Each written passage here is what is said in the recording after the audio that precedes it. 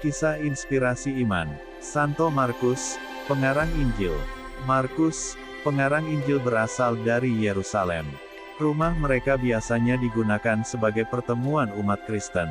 Ketika Petrus dipenjarakan, banyak sekali orang Kristen berkumpul di sana dan berdoa bagi keselamatan Petrus. Setelah dibebaskan malaikat, Petrus pergi menemui umat di rumah Markus. Semasa mudanya, Markus telah bertemu dengan Yesus, tetapi tidak menjadi seorang muridnya. Dalam Injilnya, Markus menceritakan bahwa ketika Yesus ditangkap dan digiring ke hadapan Mahkamah Agung, seorang anak muda mengikutinya dari belakang. Para serdadu hendak menangkap orang muda itu, tetapi dengan cepat pemuda itu meloloskan diri darinya. Besar kemungkinan orang muda itu adalah Markus sendiri, karena peristiwa ini hanya terdapat dalam Injil Markus saja. Markus ini disebut juga Yohanes Markus. Ia adalah keponakan Barnabas. Ia ditobatkan dan dipermandikan oleh Petrus.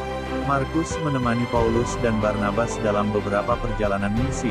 Perjalanan pertama ke Antiokhia, Kisah Para Rasul bab 12 ayat 25, dan kemudian ke Siprus, Kisah Para Rasul bab 13 ayat 4-5.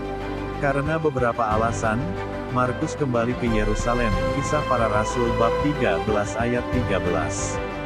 Ketika mereka mau melakukan perjalanan kedua, Barnabas mendesak agar Markus pun ikut serta, namun Paulus menolak hal itu sehingga terjadilah perpecahan antara Paulus dan Barnabas. Lalu Paulus pergi ke Asia Kecil ditemani oleh Silas sedangkan Barnabas bersama Markus pergi ke Siprus, Kisah Para Rasul bab 15 ayat 36-41.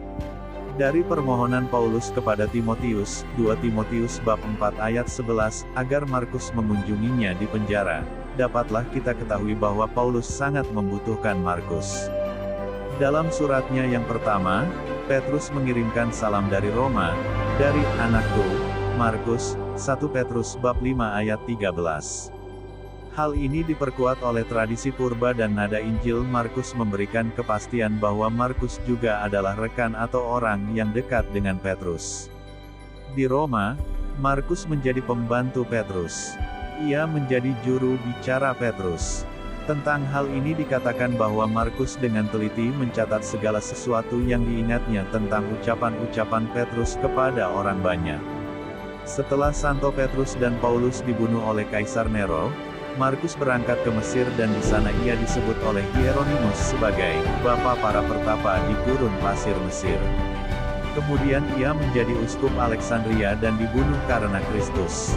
Jenazahnya kemudian dibawa ke Venesia, dan reliquiumnya disimpan di Basilika Santo Markus. Tanggal lahir dan kematiannya tidak diketahui dengan pasti. Lambangnya sebagai pengarang Injil adalah singa, Raja Gurun Pasir, yang diambil dari permulaan Injilnya yang menyinggung gurun pasir. Hari perayaan bagi Santo Markus adalah tanggal 25 April. Santo Markus Penginjil, doakanlah kami. MAP TV Channel.